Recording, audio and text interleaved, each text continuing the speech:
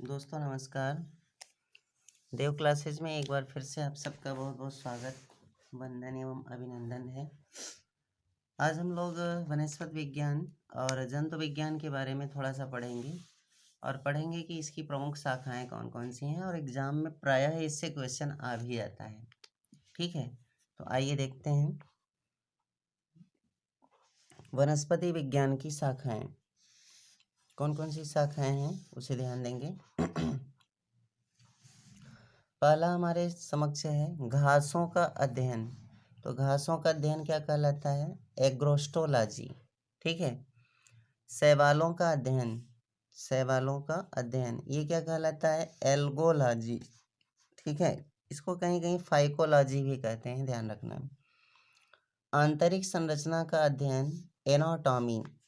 पुष्पों का अध्ययन एंथ्रोलॉजी, मोस्ट इम्पॉर्टेंट है। फिर है जीवाणुओं का अध्ययन। जीवाणुओं का अध्ययन क्या कहलाएगा? बैक्टीरियोलॉजी। कोशिकाओं का अध्ययन साइटोलॉजी, बहुत बार पूछता है। वृक्षों की आयु का अध्ययन डेंड्रोक्रोनोलॉजी, मैंने जैसे ये वृक्ष कितना ज़्यादा उसकी आयु हो चुकी है, इसका अध्ययन क्या कहलाता है? डेंड्रोक्रोनोलॉजी। वृक्षों एवं झाड़ियों का अध्ययन डेंड्रोलॉजी। फल, सब्जियों एवं उद्यान पादपों का संवर्धन क्या कहलाता है? हार्टिकल्चर।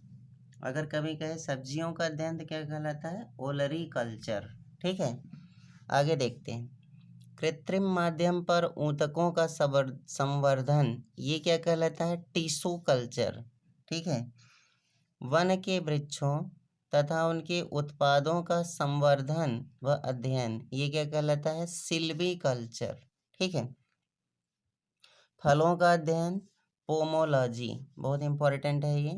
बीजों का अध्ययन स्पर्मोलॉजी। वैसे भी हम जानते हैं स्पर्म मीन्स एक प्रकार का क्या होता है? बीजाणु। ठीक है। पादप वर्गीकी का अध्ययन वर्गीकी या इसी को कहा जाता है टैक्सोनॉमी। विषाणुओं का अध्ययन वायरोलॉजी। फसली पादपों का अध्ययन क्या कहलाता है? एग्रोनॉमी। ठीक है, जैसे जो फसल वाले पौधे हैं उनको क्या कहा जाएगा? एग्रोनॉमी, उनका अध्ययन करना। सजावटी पुष्पों का अध्ययन ये क्या कहलाता है? फ्लोरिकल्चर। आयु के साथ जीवों में होने वाले परिवर्तन का अध्ययन जेरेंटोलॉजी, इसीलिए को कभी कभी क्या कहता है? बूढ़ों का अध्ययन। ठीक है, या वृद्धावस्था का अध्ययन क्या कहलाता है? जेरेंटोलॉजी। ऊतकों का अध्ययन हिस्टोलॉजी, वेरी इंपॉर्टेंट है ये। लाइकेनों का अध्ययन लाइकेनोलॉजी। कवकों का अध्ययन ये क्या कहलाता है? माइकोलॉजी। कवकों का अध्ययन क्या कहलाएगा? माइकोलॉजी। ठीक है। पादप जीवाश्मों का अध्ययन ये क्या कहलाता है? पैलियोबॉटनी। और पराग कणों का अध्ययन क्या कहलाता है? पैलिनोलॉजी। ठीक है। पादप रोगों व उपचार का अध्ययन क्या कहलाता है? पैथोलॉजी। ठीक है। और आगे कह रहे हैं मृदा संबंधी अध्ययन पेडोलॉजी।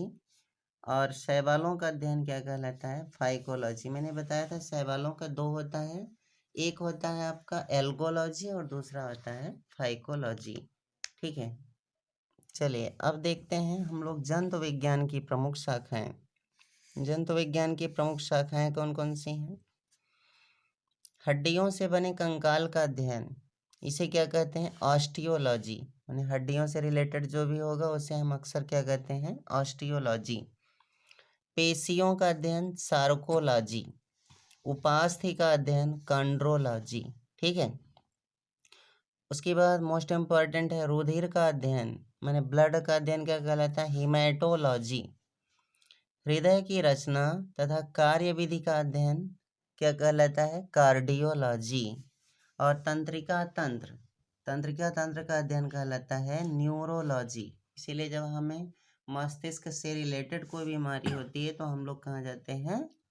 न्यूरोल सर्जन के पास। ठीक है। मनुष्य की जातियों का अध्ययन एथनोलॉजी कहलाता है।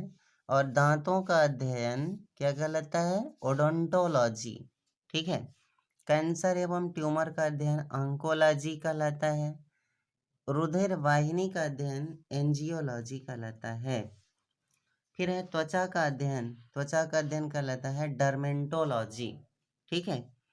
और यकृत लिवर का अध्ययन क्या कहलाता है? हिप्टोलॉजी। ठीक है। नवजात शिशु माने जो नया बच्चा पैदा हुआ है उसके अध्ययन को हम लोग क्या कहेंगे? नियोनेटोलॉजी। और मस्तिष्क के विभिन्न आयामों का अध्ययन कहलाता है फ्रीनोलॉजी। ठीक है। मानव सौंदर्य का अध्ययन कहलाता है कैलोलॉजी। ये बहुत बार पूछा भी गया है। चपटे कृमियों का अध्ययन कृमि विज्ञान या इसी को कहते हैं हेलमिन्थोलॉजी। जब हम लोग ये संघ या जंतु वाला पढ़ेंगे उसमें एक संघ होता है हेलमिन्थीज, उसी का अध्ययन क्या कहलाता है? हेलमिन्थोलॉजी, जिसे हम क्या कहते हैं? कृमि का अध्ययन। चींटियों का अध्ययन पिपीलिका विज्ञान या इसी को कहते हैं चींटी विज्ञान, इसे क्या कहते हैं? मरमाइकोलॉजी। ठीक है। मकड़ियों का अध्ययन मकड़ी विज्ञान या एरेक्नोलॉजी। ठीक है। जीव जातियों का वर्गीकरण का अध्ययन इसे क्या कहेंगे? वर्गीकी या टैक्सोनॉमी। इसे हमने पहले भी अभी पढ़ा, इसके पहले भी। जीवाश्मों का अध्ययन जीवाश्मिकी या पैलियोंटोलॉजी। और जीवों के अनुवांशिक लक्षणों का अध्ययन कहलाता है अनुवांशिकी या जेनेटिक्स, जिसे हम कहते हैं कि अनुवांशिकता है। ठीक है। तो ये हुआ हमारा सभी अध्ययन। ठीक है।